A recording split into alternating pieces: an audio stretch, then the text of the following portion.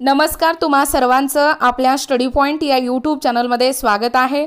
तर मुख्यमंत्री लाडकी बहीण योजना या नारी शक्ती दूत ॲपमध्ये फक्त या चुका टाळा आणि 1 मिनिटामध्ये ऑनलाईन फॉर्म सबमिट करा याबद्दल संपूर्ण सविस्तर अशी माहिती लाईव्हच्या माध्यमातून आपण या नारी शक्ती दूत ॲपवरती पाहणार आहोत।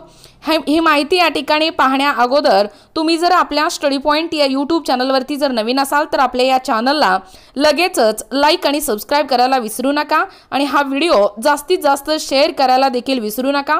चला तर मग वेळ वाया न घालवता या नारी शक्ती दूत ॲपमध्ये मुख्यमंत्री लाडकी बहीण योजना 1 मिनिटामध्ये आपल्याला ऑनलाईन फॉर्म सबमिट कशा पद्धतीने करता येईल व ऑनलाईन फॉर्म सबमिट झालेली यादी कशा पद्धतीने तपासता येईल ते या ठिकाणी आपण जाणून घेऊया। तर बघा, या ठिकाणी तुम्ही पाहू शकता तुमच्या अनेक समस्यांचं निराकरण या ठिकाणी होणार आहे। बघा, मी कशा पद्धतीने या नारी शक्ती दूत ॲपवरती फॉर्म भरलेले आहे व तुम्हाला भरत असताना कोणकोणत्या अडचणी या ठिकाणी तुम्हाला सामना करावा लागत आहे, त्या अनेक प्रश्नांची उत्तरं मी तुम्हाला या ठिकाणी देणार आहे। बघा, सर्वात प्रथम आपल्याला या ठिकाणी लॉग इन करून घ्यायचं आहे। आपला स्वतःचा मोबाईल नंबर घालून या ठिकाणी लॉग इन करायचा आहे। बघा, लॉग इन केल्यानंतर आपल्याला त्याच मोबाईल नंबरवरती OTP येतो, तो तुम्ही या ठिकाणी पाहू शकता। बघा, 2118 हे OTP आहे। मी OTP देखील या ठिकाणी घालणार आहे। बघा, अशा पद्धतीने या ठिकाणी OTP घालून अशा पद्धतीने फॉर्म या ठिकाणी उघडलेला आहे। तुमच्या समोर या ठिकाणी लाईव्ह दाखवण्याचा प्रयत्न करत आहे। बघा, या ठिकाणी सर्वात प्रथम आपल्याला प्रोफाइल जे आहे ते प्रोफाइल आपल्याला बनवायचं आहे। मी ऑलरेडीच या ठिकाणी प्रोफाइल बनवलेली आहे, तुम्ही पाहू शकता। फक्त त्या प्रोफाइलला आपण अपडेट करायचं आहे। बघा, प्रोफाइल अपडेट या ठिकाणी आपल्याला करायचं आहे। बघा, लगेचच प्रोफाइल देखील अपडेट झालेला आहे, पाहू शकता। त्यानंतर आपल्याला ॲप्लिकेशन करण्यासाठी नारी शक्ती दूत इथे मुख्यमंत्री माझी लाडकी बहीण योजना या ठिकाणी क्लिक केल्यानंतर अशा पद्धतीने आपल्या समोर हा फॉर्म या ठिकाणी उघडतो। उघडल्यानंतर महिलेचे संपूर्ण जे नाव आहे ते नाव या ठिकाणी घालण्या अगोदर तुम्हाला एक काम करावं लागणार आहे। जसं की तुम्ही या ठिकाणी पाहू शकता, आपल्याला प्रथम जिल्हा या ठिकाणी निवडायचा आहे। उदाहरणार्थ एक जिल्हा आपण या ठिकाणी निवडूया। बघा, कोल्हापूर हा जिल्हा निवडलो। खाली आपल्याला एकदम खाली आपल्याला चेक करायचं आहे। इथे बघा, जिल्हा निवडल्यानंतर आपल्याला या ठिकाणी तालुका देखील निवडायचा आहे। बघा,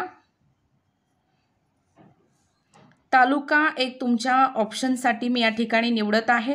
निवडल्यानंतर लगेचच फॉर्म या ठिकाणी भरू नका। बघा, काय ज्या महत्त्वाच्या सूचना आहेत, जसे की तुम्हाला पूर्णपणे तुम्ही फॉर्म भरल्यानंतर स्क्रीन या ठिकाणी व्हाईट बॅकग्राऊंड येतो किंवा फॉर्म या ठिकाणी सबमिट होत नाही, फोटो कशा पद्धतीने अपलोड करायचा, माहिती कशा पद्धतीने भरायचे, असे अनेक प्रश्न तुम्हाला या ठिकाणी निर्माण होतात। बघा, इथे एक माहिती आहे। बघा, एक कॉलम आहे विभाग निहाय योजना। खरं तर या ठिकाणी महिला व बाल विकास असा एक या ठिकाणी नाव आपल्या प्रकल्पाचं नाव येतो। तो नाव येईपर्यंत आपल्याला वेट करायचा आहे। खरं तर पूर्णपणे आपला फॉर्म या ठिकाणी डाउनलोड झालेला नाही असा त्याचा या ठिकाणी अर्थ होतो। त्यामुळे या ठिकाणी विभागनिहाय जी माहिती आहे ती महिला व बाल विकास विभाग आल्याशिवाय फॉर्म भरू नका, जसे की तुम्हाला या ठिकाणी सर्व्हर डाऊन दाखवत आहे। त्यामुळे पूर्णपणे फॉर्म जे आहे ते आपल्या मोबाईलमध्ये डाउनलोड हे झालेलं नाही असा त्याचा अर्थ होतो। बघा, या ठिकाणी महिलेचे जे संपूर्ण नाव आहे आधार कार्ड प्रमाणे आधार कार्डवरचंच नाव आपल्याला घालायचं आहे। तुम्हाला पतीचे नाव किंवा वडिलांचे नाव या ठिकाणी दोन्हीपैकी कुठलं तर एक ऑप्शन सिलेक्शन करून तुम्हाला घालायचं आहे। त्यानंतर महिलेचे जे लग्नापूर्वीचे नाव आहे ते नाव देखील तुम्हाला या ठिकाणी नोंद करायचं आहे। जन्मतारीख देखील आधार बेसवरच घालायचं आहे। बघा, बऱ्याच जण चुकत आहेत, LC वरचा जन्मतारीख या ठिकाणी निवडत आहेत। त्यामुळे आपल्याला इथे माहिती स्पष्ट करतानाच महिलेचे संपूर्ण नाव पुन्हा या ठिकाणी आपल्याला कंसात दिलेला आहे। आधार कार्ड प्रमाणे सर्व बेस माहिती आपल्याला भरायची आहे। त्यामुळे पुन्हा ही चूक टाळा। बघा, या ठिकाणी पुन्हा अर्जदाराचा संपूर्ण पत्ता देखील तुम्हाला आधार कार्ड प्रमाणेच विचारलेलं आहे। त्यामुळे ही जी स्कीम आहे ती पूर्णपणे आधार बेसवरती आहे। त्यामुळे आधारशिवाय तुम्हाला आधारवरचीच अचूक माहिती तुम्हाला या फॉर्ममध्ये भरायचं आहे। बघा, जिल्हा आणि तालुका या ठिकाणी घातल्यानंतर गाव शहर घालायचं आहे। मग त्यानंतर ग्रामपंचायत येतो का नगरपंचायत नगरपालिका येतो तेही या ठिकाणी तुम्हाला घालायचं आहे। पिनकोड क्रमांक देखील आपल्या आधारवरती असतो, तो पिनकोड या ठिकाणी तुम्हाला घालायचा आहे। मोबाईल क्रमांक, जसं की या ठिकाणी मोबाईल क्रमांक घालताना तुम्हाला एक चूक टाळायची आहे। तर ती चूक म्हणजे आपला जो मोबाईल क्रमांक आहे तो मोबाईल क्रमांक आपल्या स्वतःजवळ असणं गरजेचं आहे व मोबाईल क्रमांक आधार कार्डशी लिंक असणं आणि आधार क्रमांक बँक खात्यांशी लिंक असणं, ह्या 3 गोष्टी अतिशय महत्त्वाच्या आहेत। त्यामुळे मोबाईल क्रमांक आधारशी आणि आधार क्रमांक हे बँक खात्याशी लिंक करून घेणं अत्यंत महत्त्वाचं आणि गरजेचं आहे। या 3ही चुका तुम्ही या ठिकाणी टाळणं हे गरजेचं आहे। बघा, मोबाईल क्रमांक घातल्यानंतर जो मोबाईल क्रमांक तुम्ही या ठिकाणी नोंदवणार आहे त्याच मोबाईल क्रमांकावरती OTP येणार आहे। त्यामुळे ती एक गोष्ट या ठिकाणी काळजीपूर्वक आपल्याला नोंदवायचं आहे। त्यानंतर आधार क्रमांक जे आहे ते अचूक आपल्याला या ठिकाणी आधार क्रमांक नोंदवायचा आहे। जो आधार क्रमांक बँक खात्याशी असणं म्हणजे संलग्न असणं आवश्यक आहे। त्यानंतर हे तर तुम्हाला माहीतच आहे, शासनाच्या इतर विभागामार्फत राबवण्यात येणाऱ्या आर्थिक योजनेचा लाभ घेत आहात का? जर कोणी संजय गांधी योजनेचा लाभ घेत असाल तर तुम्हाला या ठिकाणी होय या ऑप्शनवर टिक करायचं आहे। जर कुठल्या आर्थिक योजनेचा जर शासकीय विभागामार्फत येणाऱ्या ज्या योजना आहेत त्या जर तुम्ही लाभ घेत नसाल तर तुम्हाला नाही म्हणून ऑप्शन टिक करायचा आहे। बघा, अजूनही आपला फॉर्म या ठिकाणी पूर्णपणे डाउनलोड झालेला नाही। खरं तर या ठिकाणी जी विभागनिहाय योजना आहे तिथे महिला व बाल विकास विभाग हे नाव येणं गरजेचं आहे। अजूनही फॉर्म या ठिकाणी डाउनलोड झालेला नाही असा त्याचा अर्थ होतो। बघा, अशा पद्धतीने अर्जदाराचे खाते असलेला जो बँकेचा तपशील हा मुद्दा आहे तो या ठिकाणी अतिशय व्यवस्थित म्हणजे बँकेचं पूर्ण नाव त्या पासबुकवरती बघून तुम्हाला बँकेचा पूर्ण नाव या ठिकाणी घालायचं आहे। बँक खातेधारकाचे नाव देखील अचूक नोंदवायचं आहे। खाते क्रमांक व्यवस्थित अचूक पद्धतीने या ठिकाणी घालायचा आहे। IFSC कोड घालताना बऱ्याच जण चुकतात, त्यामुळे IFSC कोड देखील या ठिकाणी क्लिअर या ठिकाणी घालायचा आहे। आणि तुम्हाला एक ऑप्शन दिलेले आहेत बघा, आपला आधार क्रमांक बँक खात्याला जोडले आहे काय? बघा, बरेच जण आधार क्रमांक जोडले नसताना देखील होय म्हणून टिक केलेला आहे, परंतु पुन्हा जेव्हा अकाउंटला पैसे पडत असतात तेव्हा अनेक अडचणींना आपल्याला सामोरे जावं लागणार आहे। त्यामुळे जे कोण लाभार्थी आहेत, लाभार्थी महिला आहेत, त्यांनी आपलं आधार क्रमांक हे बँक खात्याला जोडून घेणं अतिशय महत्त्वाचं आहे। बघा, कागदपत्र अपलोड करताना आपल्याला या ठिकाणी आधार कार्ड जे आहे ते आधार कार्ड पुढची आणि मागची दोनही बाजूची आपल्याला या ठिकाणी फोटो व्यवस्थित घेऊन आपल्याला क्रॉप कंबाईन इमेज म्हणून एक ॲप आहे, त्या ॲपच्या आधारे देखील आपल्याला पुढची आणि मागची दोनही बाजूची आपल्याला या ठिकाणी एकाच पेजवरती स्कॅन करता येतो। बघा, आधार कार्ड अनेक जण या ठिकाणी फॉर्म भरलेले आहेत, फक्त आधार कार्ड पहिल्याच पेजची या ठिकाणी झेरॉक्स या ठिकाणी जोडलेले आहेत, परंतु तसं न करता ज्या छोट्या चुका आहेत त्या चुका या ठिकाणी तुम्ही दुरुस्त करा। आधार कार्ड दोनही बाजूचे फोटो आपल्याला काढावा लागणार आहे। फोटोची साईज देखील 1 MB पेक्षा कमी असणं गरजेचं आहे। बघा, तुम्ही क्रॉप देखील करून या ठिकाणी साईज कमी। त्यानंतर आधार कार्ड नंतर आपल्याला जन्म प्रमाणपत्र किंवा शाळा सोडल्याचा दाखला किंवा अधिवास प्रमाणपत्र या ठिकाणी अपलोड करायचं आहे। बऱ्याच जणांकडे शाळा सोडल्याचा दाखला असतो किंवा जन्म प्रमाणपत्र असतो, तो या ठिकाणी व्यवस्थित स्कॅन करून आपल्याला अपलोड करायचा आहे। त्यानंतर उत्पन्न प्रमाणपत्र पिवळे किंवा केशरी रेशन कार्ड।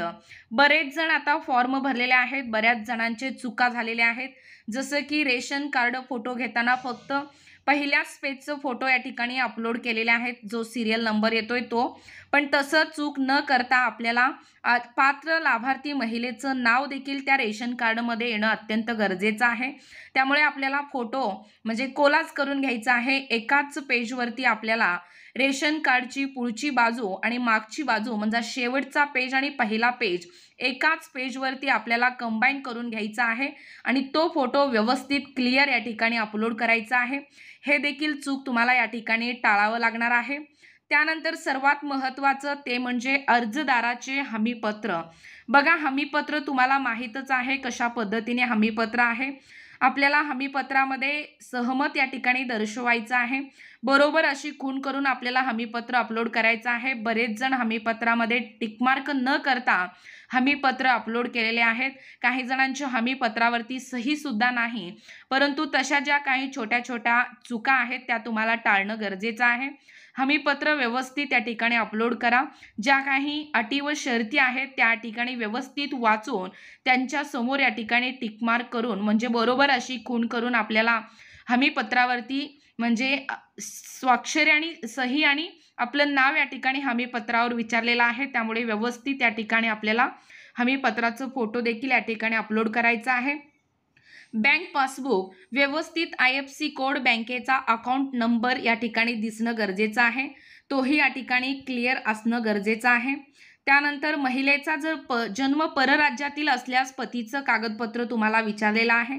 शक्यतो 100 मधनं 1-2च महिला असतील माझ्या दृष्टीने, जसं की अर्ज करत असताना अडचण येणार आहे। त्यानंतर आहे अर्जदाराचा फोटो। जेव्हा 8 तारखेचा GR पडला त्या GRच्या माध्यमातून असं सांगण्यात आलं, परंतु 28 तारखेच्या GR मध्ये अर्जदाराचा जो फोटो आहे तो लाईव्ह काढायचा आहे, म्हणजे लाईव्ह कॅप्चर करायचा आहे। परंतु 8 तारखेच्या या GR मध्ये खरं तर फोटोवरून फोटो काढला तरी चालेल असा नवीन GR आलेला आहे। त्यामुळे आपल्याला फोटोबद्दलची जी शंका होती तो शंका देखील या ठिकाणी मिटलेला आहे। या ठिकाणी आपण आयडेंटिटी कार्डवरचेच फोटो देखील आपण अपलोड करू शकतो। बघा, पूर्णपणे या ठिकाणी अशा पद्धतीने आपल्याला व्यवस्थित सगळे डॉक्युमेंट्स स्कॅन करून घेऊन ही जी माहिती आहे आधार बेसवरती ती माहिती आपल्याला या ठिकाणी व्यवस्थित भरावयाची आहे। भरून झाल्यानंतर या ठिकाणी आपल्याला ॲक्सेप्ट हमीपत्र म्हणजे स्वीकारा यावरती क्लिक केल्यानंतर आपला फॉर्म पूर्णपणे सबमिट होतो। सबमिट झाल्यानंतर या ठिकाणी बघा अशा पद्धतीने माहिती जतन करा, अशा पद्धतीने पूर्ण माहिती भरल्यानंतर येणार आहे। त्यानंतर आपल्याला सबमिट केल्यानंतर OTP येतो, जो मोबाईल नंबर आपण या ठिकाणी दिलेला असतो त्या मोबाईल नंबरवरती OTP येतो। बघा, मी या अगोदर ज्या काही अर्ज केलेले आहेत माझ्या प्रोफाईलवरून ते तुम्ही या ठिकाणी पाहू शकता। बघा, अशा पद्धतीने मी या ठिकाणी काही लाभार्थी महिला जे पात्र लाभार्थी महिला त्यांचे फॉर्म मी अशा पद्धतीने अपलोड केलेले आहे। बघा, यापूर्वी केलेल्या अर्जामध्ये आपण जेवढ्या आपल्या प्रोफाईलवरती फॉर्म भरतो ते या ठिकाणी येथे दिसतात। बघा, या योजनेबद्दल माहिती देखील तुम्हाला इथे मिळू शकते। हमीपत्राची PDF देखील तुम्हाला या ॲपमध्ये मिळणार आहे। बघा, एकूणच यापूर्वी केलेल्या अर्जामध्ये अशा पद्धतीने आपण भरलेले फॉर्म या ठिकाणी मिळतात। फक्त चूक एवढेच करू नका की फॉर्म उघडल्या आपल्याला पहिल्यांदा प्रथम जिल्हा, तालुका आणि विभागनिहाय जी योजना आहे तिथे महिला व बाल विकास विभाग हे नाव येईपर्यंत वेट करायचं आहे। जसे की त्याचा अर्थ असा होतो की आपल्या मोबाईलमध्ये तो फॉर्म पूर्णपणे डाउनलोड झालेला आहे असा त्याचा अर्थ होतो। एकूणच अशा पद्धतीने तुम्हाला हे फॉर्म या ठिकाणी भरता येतो। घरच्या घरी तुम्ही फॉर्म भरू शकता। फक्त तुम्ही जर स्वतः फॉर्म भरणार असेल तर प्रोफाईल अपडेट करताना नारी शक्ती जो प्रकार आहे त्या प्रकारामध्ये आपल्याला सामान्य महिला म्हणून टिक करायचं आहे। जर तुम्ही अंगणवाडी सेविकांकडून जर फॉर्म भरून घेत असाल तर तुम्हाला अंगणवाडी सेविका किंवा मदतनीस म्हणून या ठिकाणी तो ऑप्शन या ठिकाणी सिलेक्शन करायचा आहे। बघा, अशा पद्धतीने आपण लाईव्हच्या माध्यमातून हा फॉर्म कशा पद्धतीने भरायचा ते या व्हिडिओच्या माध्यमातून आपण पाहिलेला आहोत। अशाच प्रकारचे नवनवीन अपडेट पाहिजे असतील किंवा तुम्ही जर कोणत्याही स्पर्धा परीक्षेची तयारी करीत असाल किंवा तुम्हाला जर आमच्या अध्यापनाचे व्हिडिओ आवडत असतील किंवा तुम्ही जर आपल्या स्टडी पॉईंट या यूट्यूब चॅनलवरती जर नवीन असाल तर आपल्या या चॅनलला लगेचच लाईक आणि सबस्क्राईब करायला विसरू नका। भेटूया अशाच पुढच्या नवीन व्हिडिओमध्ये। तोपर्यंत धन्यवाद।